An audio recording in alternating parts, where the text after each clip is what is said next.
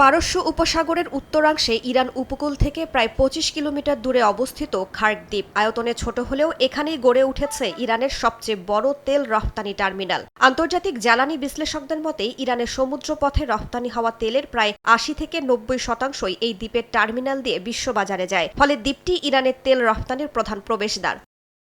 খার্ক দ্বীপে রয়েছে বিশাল তেল সংরক্ষণ ট্যাঙ্ক, পাইপলাইন নেটওয়ার্ক এবং গভীর সমুদ্র ঘেঁষা লোডিং টার্মিনাল। ইরানের বড় বড় অফশোর তেলক্ষেত্র থেকে পাইপলাইনের মাধ্যমে তেল এনে এখানে জমা করা হয়। এরপর সেখান থেকেই এশিয়া, ইউরোপ ও অন্যান্য বাজারে পাঠানো হয় ইরানি ক্রুড অয়েল।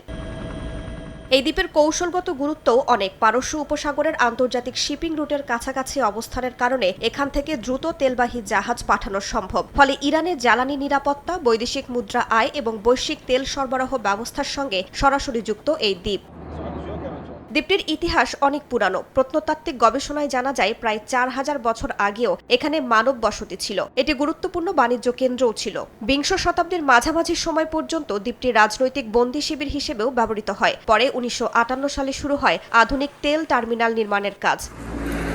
খার্ক দ্রুতই ইরানের প্রধান তেল রফতানি বন্দরে পরিণত হয় দুটি কারণে। ইরানের দক্ষিণ পশ্চিমে বড় তেল ক্ষেত্রগুলোর সঙ্গে পাইপলাইনের সহজ সংযোগ সম্ভব ছিল। এছাড়া গভীর সমুদ্র ঘেঁষা অবস্থানের কারণে নতুন প্রজন্মের বিশাল সুপার ট্যাঙ্কার সহজে ভিড়তে পারত এখানে।